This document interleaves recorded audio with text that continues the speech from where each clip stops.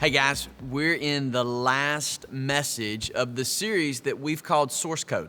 And if you remember anything about this series, it's probably the tagline. Source Code is about the fact that we say yes when we know we should have said no, and we say no when everything in us is feeling God say you should say yes. The whole idea is, why do we do the things that we don't want to do?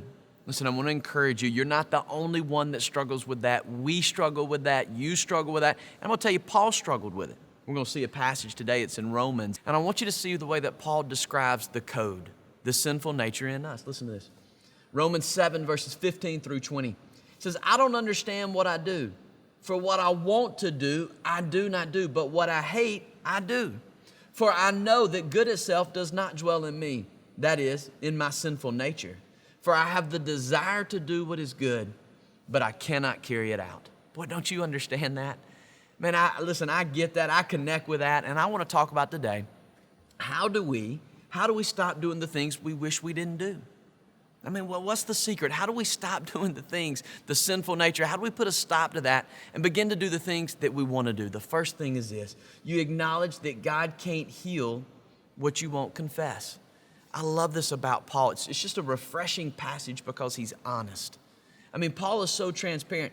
Paul was a missionary man. He was a preacher. Next to Jesus and Peter, nobody had more influence on the Christian movement than Paul. But Paul is saying, this is a struggle for me. This is a struggle. He's saying, I'm in a battle. I want you to see something. One of the first steps of being a mature believer is recognizing that you're in a battle against your sinful nature. I don't want to be blindsided. We shouldn't be surprised. It's kind of where the code gets us. It's just our nature. It's who we are. You can see it in a little bitty child. You don't have to teach them to be deceitful. You don't have to teach them to be selfish. It's what we're up against. Our sinful nature creeps in and it begins to take over. And I want you to not be surprised anymore. I want you to go to battle against the code. One of the things that preachers, honestly, have done a really poor job of is teaching that it's all about heaven and hell. Listen, it's more than heaven and hell.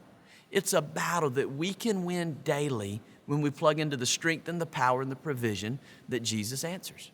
But we got to be honest and we got to address the fact that, hey, we're in a battle and God can handle it, but we've got to confess and say, God, would you give me strength to break the code?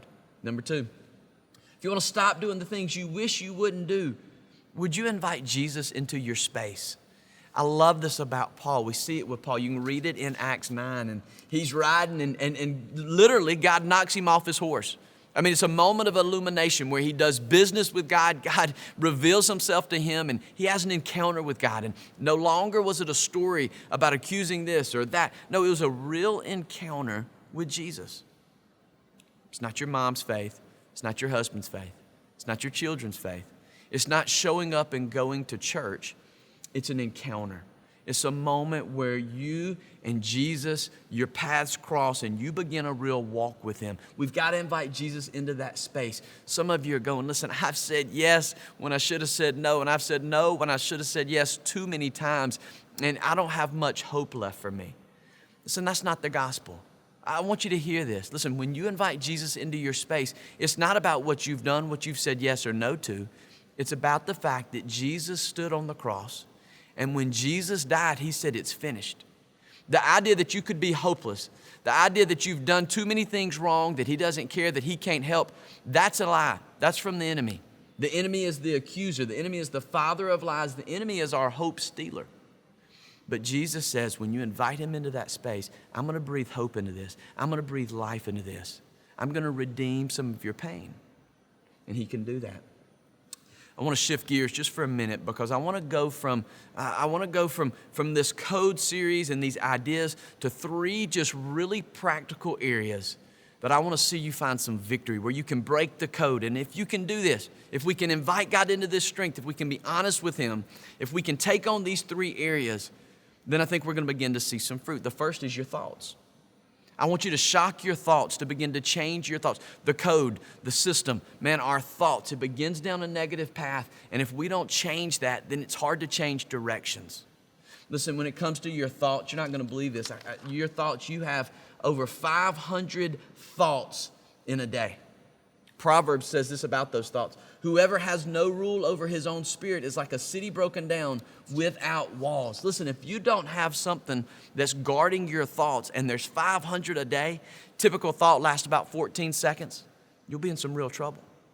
But if you'll put up some walls, if you'll put up some checkpoints, so that you go, hey, listen, I'm not going to take that thought. I'm not going to go with that thought. When your teenage kid leaves home with keys for the first time, God, you're scared to death. But listen, that's fear. I don't have to be fearful. When you're laying in bed at night and you're all alone, you've made some mistakes. Listen, God still loves you. I don't want your thoughts to take you places that you don't have to go. There's a new sheriff at the door of your thoughts. Is this from God or is this from the enemy? Second thing that we want to break the code is with your words.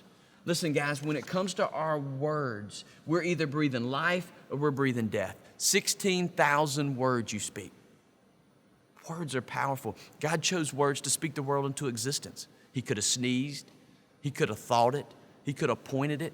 But he chose words because words have power. We know this in the New Testament.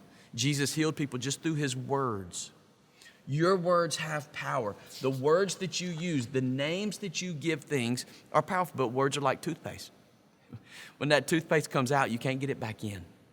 And I want us to break the code. Some of you, man, you're in patterns when it comes to your words. This is the way your dad spoke to you.